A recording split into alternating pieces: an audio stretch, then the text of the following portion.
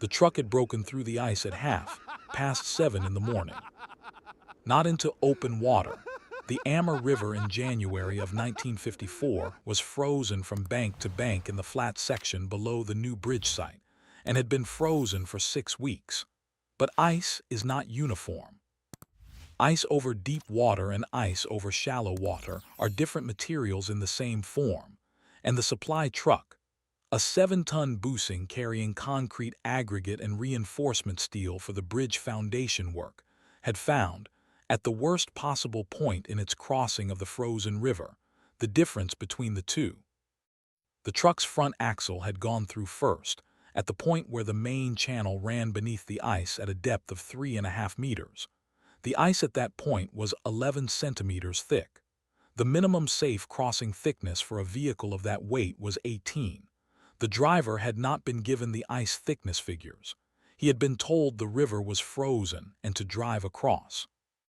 He had driven across, at the speed he considered appropriate for a frozen river, and the ice had opened beneath the front wheels without warning, and the truck had pitched forward into a position that was neither crossing nor sinking, but something between the two.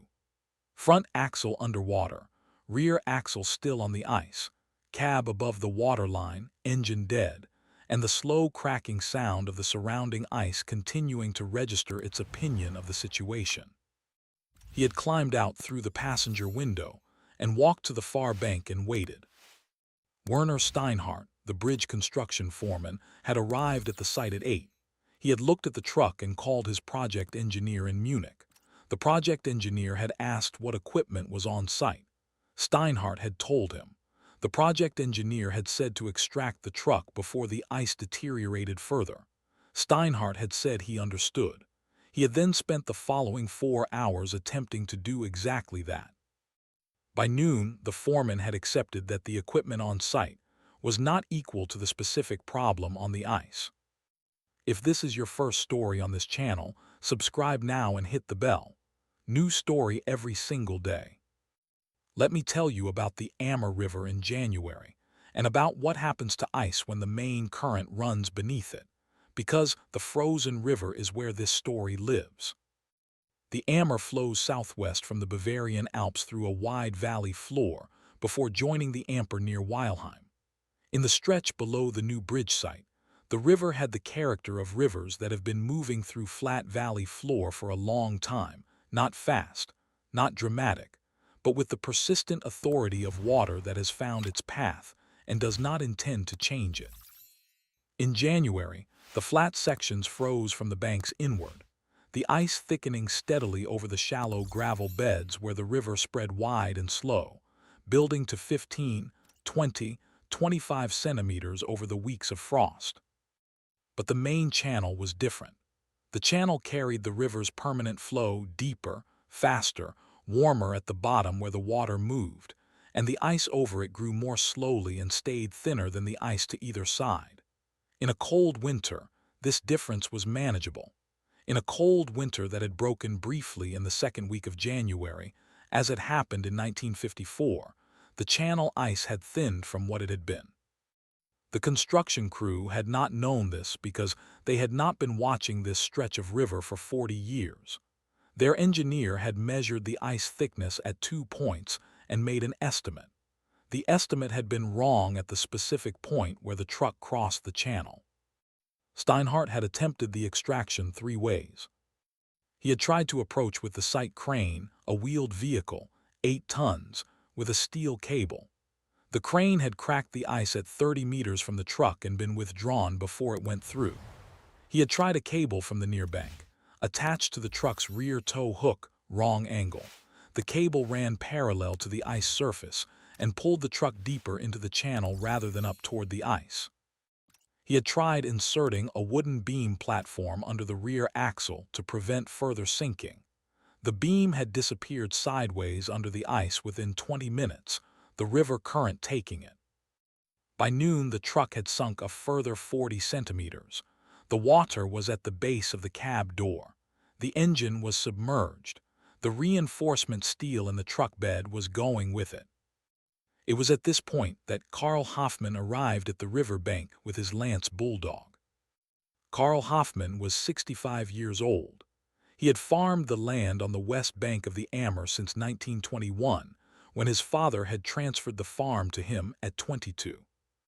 In 33 years of farming land that bordered the river, Karl had developed the kind of knowledge of it that cannot be acquired in any other way, not from maps or engineering surveys or ice thickness tables, but from observation, season by season, across a stretch of water that had been his neighbor for the entirety of his adult life.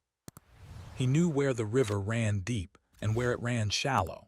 He knew where the gravel bars were, the accumulations of river stone that the Ammer had deposited over centuries wherever the current lost speed and dropped its load. He knew which gravel bars were stable and which shifted with the spring floods. He knew the one that mattered this morning, the Langenstein bar, which ran across the river approximately 30 meters upstream from where the truck had gone in, which raised the river bed to a depth of less than 60 centimeters across a width of perhaps 15 meters, and which in January produced ice that was consistently 22 to 25 centimeters thick even in conditions that thinned the ice everywhere else. He knew this because he had been cutting hay on the West Bank meadow every spring since 1923, and walking the frozen river to the East Bank to check the ice in January every year, and the Langenstein bar had always been the thickest ice on the stretch. He also knew, because he had pulled a tractor through a similar situation in 1947, and a farm wagon through an earlier one in 1933, that the angle from the Langenstein bar to the front axle of a vehicle stuck at the channel crossing was almost exactly correct for a pull that would bring the vehicle up out of the channel break and across the ice toward the bar. He had thought through all of this on the walk from the farmhouse. He arrived at the bank carrying the starting crank, which he had brought because the morning was cold. He had heated the engine at the barn before walking down, and the glue kopf was already partway to temperature. He was carrying the crank because he expected to do a final start at the riverbank. Steinhardt saw him coming. He looked at the Lanz, he looked at Karl, he looked at the truck in the river. He said, "The ice will not take a tractor." Karl said, 30 meters upstream, the Langenstein bar. The ice there is 22 centimeters. It will take the Lanz. Steinhardt said, "How do you know what the ice is over a gravel bar 30 meters upstream?" Karl said, "I have been walking the ice here since 1923. The Langenstein bar is consistent. It has been 22 centimeters in every comparable January." He looked at the truck. "And from the bar, the angle to the front axle is correct. You pull from there and the vehicle comes up. You pull from the bank and it goes deeper." One of the construction workers standing near Steinhardt made a sound. Another one said something quietly. Both of them looked at the Lanz, dark, old, red-wheeled, the engine ticking as it idled at the bank, with the expression of men who are looking at a solution that does not match their understanding of what solutions look like. Steinhardt looked at the truck, at the waterline, which was now 3 centimeters higher on the cab door than it had been 40 minutes earlier. He looked at Karl Hofmann. "How long?" he said. Karl said, 40 minutes, if the Langenstein bar holds." "And if it does not?" Karl looked at him. "Then I will be in the river," he said, "but it will hold." Steinhardt said, "All right." Let me tell you what Karl Hofmann knew about ice, bearing capacity, and river geometry, that Werner Steinhardt's engineering training covered in general terms, but not in the specific terms of this river on this morning. Ice-bearing capacity is a function of ice thickness and the area over which the load is distributed. A vehicle with narrow wheels concentrates its load on a small contact area. A vehicle with wide tires spreads it across a larger area. The Lanz Bulldog's rear agricultural tires were wider than the construction crane's wheels, and the vehicle weighed less than half as much. The combination produced a ground pressure on the ice surface that was approximately 1/3 of the crane's.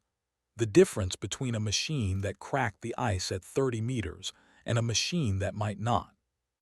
Might not, Karl did not know with certainty. He knew the Langenstein bar's ice was thick. He knew the Lance's ground pressure was low. He knew the angle from the bar to the truck was correct. He had done something like this before, twice, on smaller scales, and both times the logic had held. He was also aware that if the assessment was wrong, he would be in the Ammer in January. He had made his peace with this on the walk down. The flywheel, when the pull began, would matter as much as the ice and the angle. The truck was held by the ice around the brake, by the friction of the surrounding ice pressing inward against the sides of the hole, and by the weight of the truck sitting partly below ice level. Extracting, it required a pull that would lift the front axle above the ice level while simultaneously drawing the vehicle upstream toward the bar, and this pull had to be steady. A jerking force would crack the surrounding ice further, widening the brake, potentially dropping the truck entirely into the channel. The Lance's flywheel prevented jerking by definition. 1 stroke per second, the flywheel carrying the load between strokes, the pull as smooth and continuous as old iron knew how to make it. Karl Hofmann had not thought of it in these terms. He had thought of it as, you pull steadily on ice, and you pull gently on ice, and you never pull in one sharp movement because sharp movements on ice crack ice, and the Lance pulled steadily because that was what the Lance did. Subscribe now if you have not, because what happens on the Ammer ice in the next 40 minutes is why this valley still talks about Karl Hofmann. He heated the glue kopf at the bank. The temperature was -9. He had walked the blowtorch from the barn at operating temperature, wrapped in a cloth, and the torch was still warm when he held the flame to the cast iron dome at the base of the engine. The cast iron was cold from the walk. He needed to bring it back to color. He held the torch steady and counted his minutes, slowly, without hurrying, the iron arriving when it was ready. 7 minutes, the color came. He set the torch aside. He inserted the starting crank. He turned it once. The flywheel moved. He turned it again. On the third turn, the engine fired. Pum! The sound went across the frozen river, across the ice, and came back differently, the hard, flat surface reflecting it sharper, more present. The construction workers at the bank went quiet. Pum! Pum! Pum! 1 beat per second on a frozen Bavarian river in January. The exhaust pipe sent its smoke into the cold winter air. Karl climbed onto the open seat and drove the Lance to the edge of the ice. He found the upstream entry point, the place where the bank shelved down to the ice at the correct angle. He tested the ice at the edge with his boot heel. He drove the Lance onto the ice. Hit subscribe now. New story every single day. Stay with this. Pum pum pum. The Lance moved upstream along the ice toward the Langenstein bar. The ice under the tires made a sound, not the cracking sound that means something is failing, but the deep structural sound of a surface accepting a load and distributing it laterally through its own crystalline structure. The sound that good ice makes. Karl listened to it and drove. At 20 meters, he was on the bar section. The ice felt different, firmer, the sound changing from the slight flecks of deep-water ice to the absolute solidity of ice over a gravel bed that was 22 centimeters thick and sitting on stone. He stopped. He tested the surface with the starting crank, pressing the iron end down. Solid. He turned the Lance to face the truck at the channel crossing. The angle from this position to the truck's front axle was what he had calculated. Not straight across the river, not parallel to the bank, but at a diagonal that would pull the truck upstream and upward simultaneously, drawing the front axle out of the water and across the ice edge at the same time as it drew the vehicle toward the thick ice of the bar. He attached the winch cable to his drawbar drum and paid out cable. He walked the cable across the ice to the truck. The ice surface here between the bar and the channel brake was the thin section, and he moved quickly and lightly, his weight on his feet, testing each step. The ice held. He reached the truck. He attached the cable to the truck's front axle. He walked back. He climbed on. He engaged the winch drum. Pum pum pum. The cable came taut, the flywheel turned, the ice around the truck's front axle made a sound. For 15 seconds the truck did not move. The cable was tight.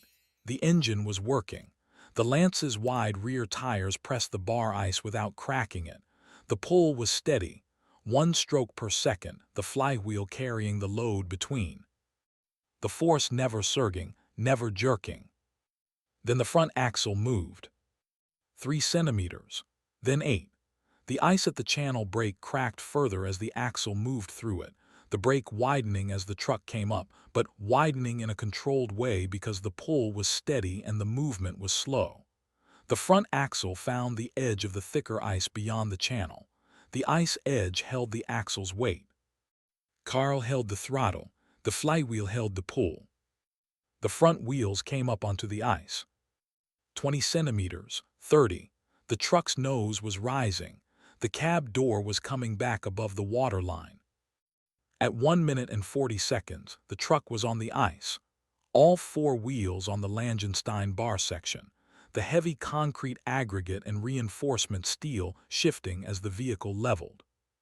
Karl drove the Lance to the bank, towing the truck behind it on the thick bar ice, to the place where the riverbank shelved down.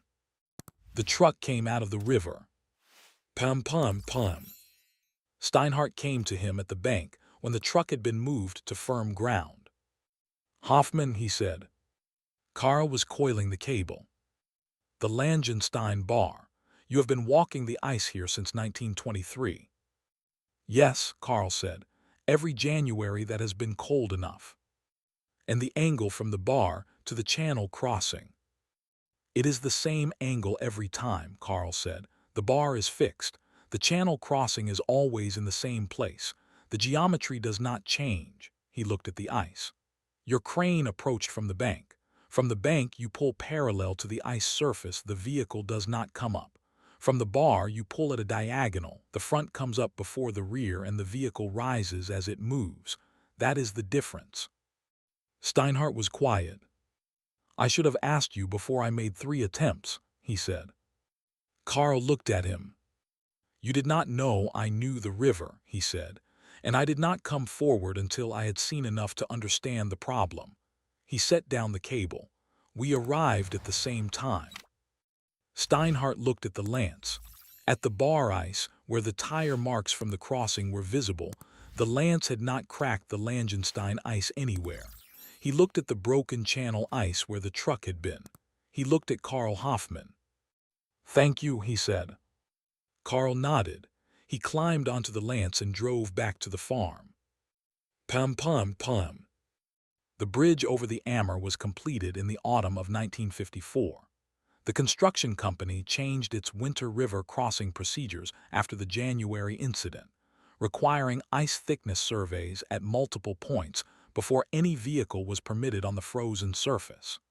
The survey protocol specified measuring at intervals of 20 meters across the full river width, which would have detected the channel thinning that had caused the accident.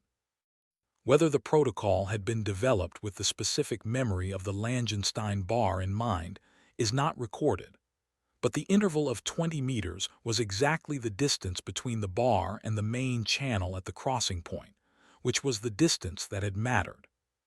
Karl Hofmann farmed the West Bank meadows until 1969. He walked the Ammer ice in January every year until he was too old to walk it safely. His son Ernst took over the farm but did not walk the ice. The bridge had been built, and there was no reason to cross the frozen river when there was a road bridge 400 meters upstream. The Langenstein bar was still there. The river still built 22 centimeters of ice over it in a cold January. The geometry from the bar to the channel crossing point was still correct for the diagonal pull that brought a vehicle up rather than deeper. Nobody walked out to check. The Lanz Bulldog fired on the 3rd turn of the crank every spring until 1972, when Ernst finally bought a new machine and the Lance went to the barn. Pum pum pum. Old iron reads rivers the way old men read them, not from the surface but from the knowledge of what is underneath. The construction crew had the ice. Karl Hofmann had the river. The difference between these two things was the difference between a truck in a frozen channel and a truck on solid ground. Some knowledge is 30 years of January mornings on the same frozen river. Some knowledge is looking at the same water long enough to understand what it is doing beneath the surface, where the gravel is, where the channel runs, where the ice is always thick. The bar was there all along. The ice over it was always thick. You just had to know where to look. Pum pum pum.